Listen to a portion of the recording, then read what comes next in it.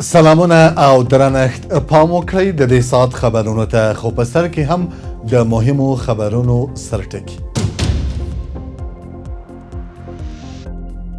نړیواله ټولنه دې د افغانستان د اقتصاد د بیا رغونې ملاتړ وکړي. په ملګرو ملتونو کې د چین دایمي استازولۍ د امنیت شورا په غونډه کې ویلي نړیواله ټولنه باید د افغانستان د اقتصاد د بیا رغونې ملاتړ وکړي.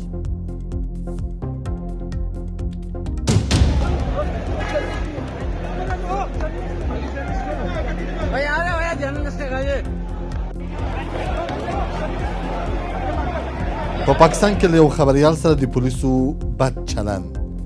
د پاکستان د پنجاب ایالت پولیس یو خبریال د خلکو په مخ کې وهي او وروسته یې د بندیانو د لیک موټر ته پورته کوي.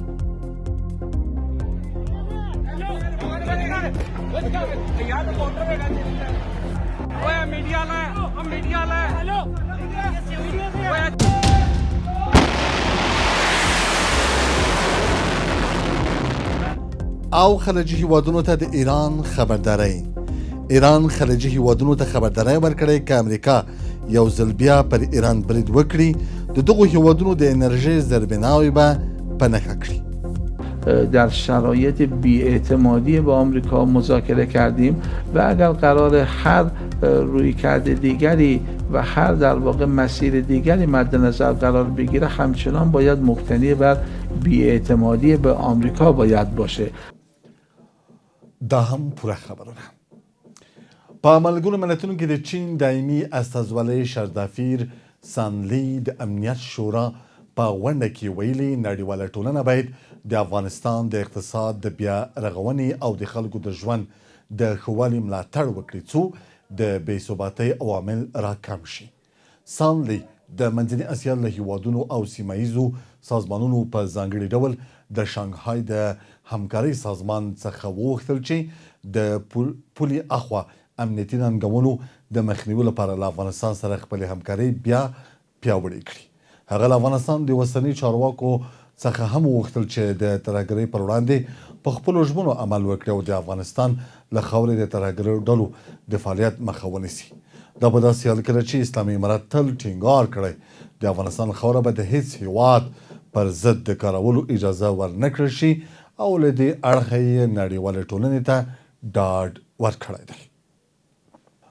د پاکستان جمعیت علمای اسلام ګوند مشر مولانا فضل الرحمن یو وار بیا د پاکستاني حکومت پر تګلارو نیوکه کړې او خبرداری ورکړی چې په بلوچستان او پښتونخوا کې د پاکستاني حکومت واک کمزوره دی. نوموړي یوې غونډې ته د وینا پر مهال ویلي چې د پاکستان اوسنی حکومت باید ستونزې د زور له لارې نه بلکې د اساسي قانون ولسواکۍ بهیر او پراخو مشورو له لارې حل کړي.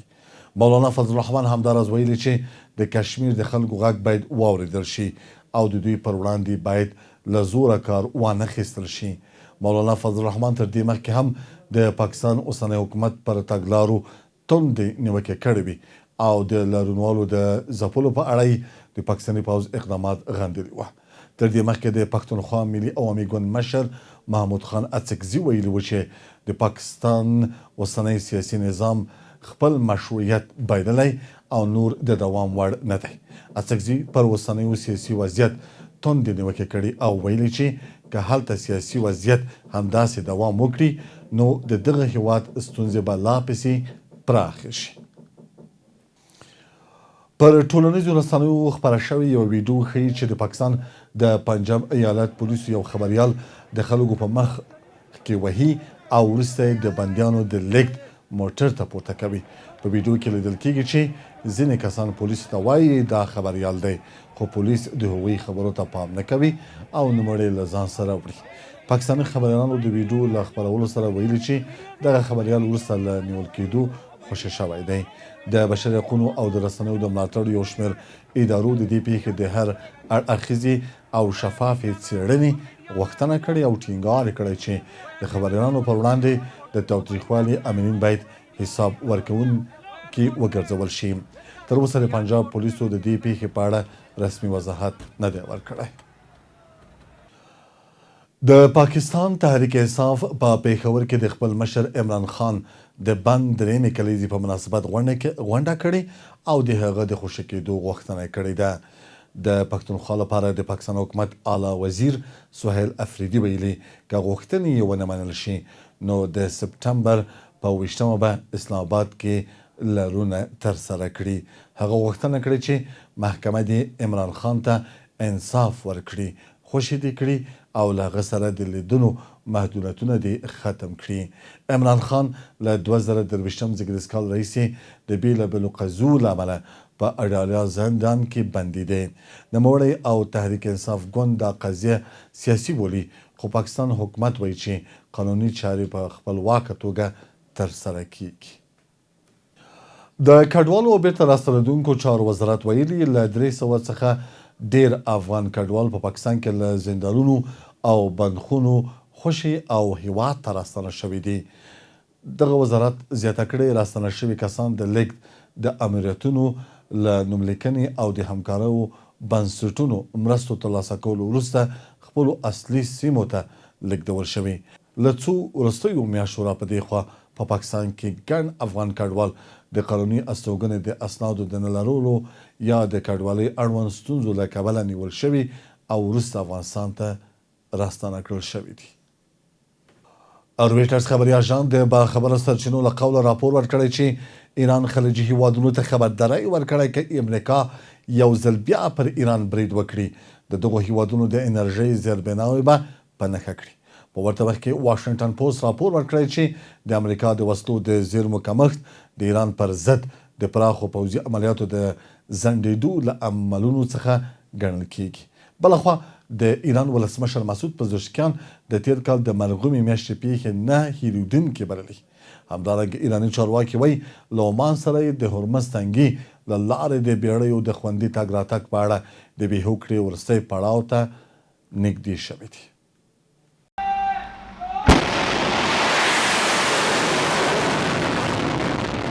رویټرز خبري اژانس د باخبرو سرچینو له قوله راپور ورکړی چې ایران خلیجي هیوادونو ته خبرداری ورکړی که امریکا یو ځل بیا پر ایران برید وکړي نو د دغو هیوادونو د انرژي بنسټیز زیربناوې به په نښه کړي. یاد اژانس ویلي دا پیغام د ډونالډ ټرمپ له لوري د ایران پر انرژي تاسیساتو او زیربناوو د برید له ګواښ وروسته د لوړې کچې ډیپلوماټیکو اړیکو له لارې د دغو هیوادونو چارواکو ته رسول شوی دی. ورته مهال خلیجي سرچینو ویلي چې سعودي عربستان له ډونالډ ټرمپ غوښتي چې پوځي اقدامات وځنډوي او خبرو اترو ته دوام ورکړي. په همدې حال کې واشنګټن پوسټ امریکایي ورځپاڼې د باخبرو سرچینو له قوله راپور ورکړی چې ولسمشر ډونالډ ټرمپ په کمپ ډیویډ کې له خپلې کابینې سره د وروستۍ غونډې پر مهال د جګړې له وزیر پیټ هیګس څخه د وسلو او مهماتو د زیرمو د کمښت په اړه د وضاحت غوښتنه کړې ده. د ورځپاڼې پر وینا ټرمپ د امریکا د وسلو د زیرمو د کمښت په اړه له وړاندې شویو معلوماتو ناخوښي ښودلې او د دې موضوع د لا زیاتې څېړنې غوښتنه کړې ده. تر دې وړاندې CNN خبري شبکې راپور ورکړی و چې له ایران سره جګړې د امریکا د هوایي دفاع د توغندي او شاوخوا 80 سلنه زیرمې مصرف کړي دي، خو د دفاع وزیر پیټ هیګس دغه راپور رد کړی و. واشنګټن پوسټ لیکلي د وسلو د زیرمو کمښت د ولسمشر ډونالډ ټرمپ پر هغې وروستۍ پریکړه اغېز کړی چې له مخې د ایران د حکومت پر ضد د امریکا پراخ پوځي عملیات ځنډول شوي دي.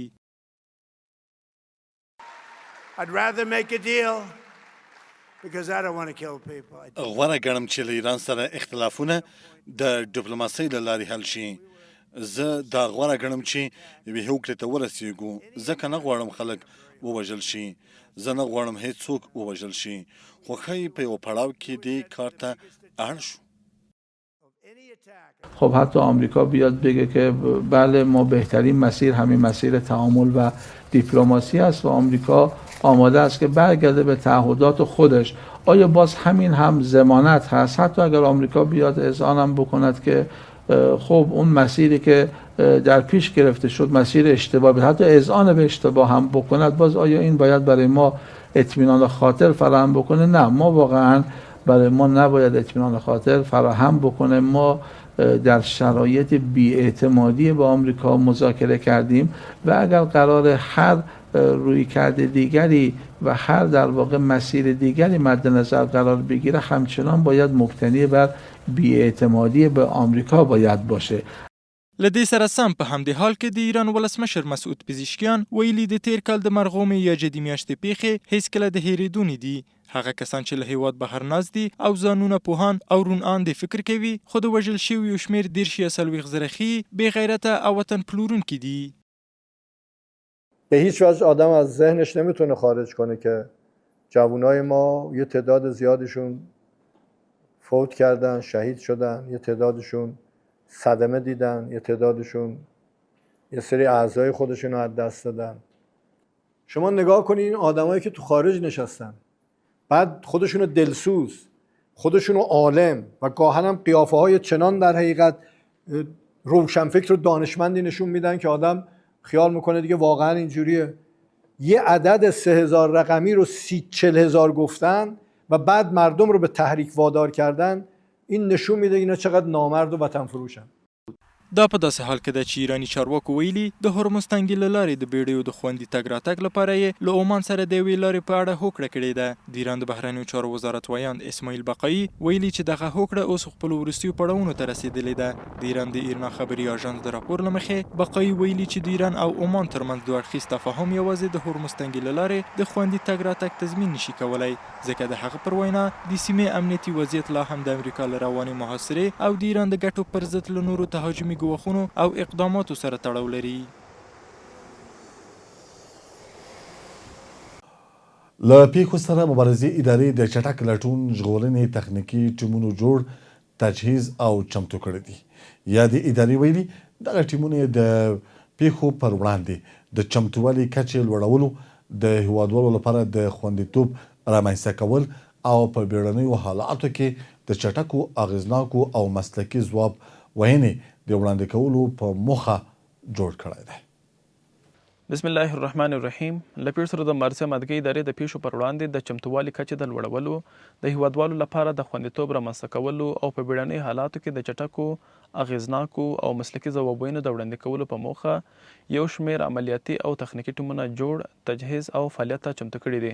په دغه ټیمونو کې د بیړني لټون او ژغورنې ټیمونه، تر ویجاړ شویو ودانیو او خاورو لاندې د بند پاتې کسانو د ژغورنې ټیمونه، د خطرناکو ډبرو د ویجاړولو او خوندي کولو ټیمونه، په اوبو کې د ډوبېدو پیښو د ژغورنې ټیمونه او د منپاکۍ تخنیکي ټیمونه شامل دي چې د مسلکي وړتیاوو، معیاري تجهیزاتو او تخنیکي تجربو په لرلو سره د قدرتي او ناڅاپي پیښو پر مهال د خدمتونو وړاندې کولو ته بشپړ چمتو دي.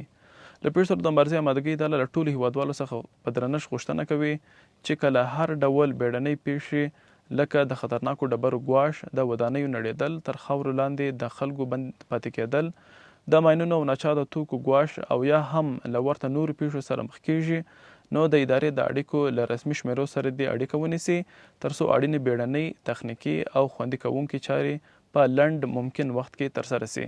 له پیښو سره د مبارزې امادګۍ اداره تل د هیوادوالو د ځان او مال د ساتنې، د بیړنۍ ځواب ویونې د پیاوړتیا او په بیړنۍ حالاتو کې د اغېزناکو او پر وخت خدمتونو وړاندې کولو ته ژمنه ده. د دې ادارې رسمي اړیکې په لاندې ډول دي: 0 280 490 د یک تلویزیون قدرمنو او معزز لیدونکو زموږ خبري سرویس په همدې ځای پای ته ورسېد. تر بیا ښې چارې.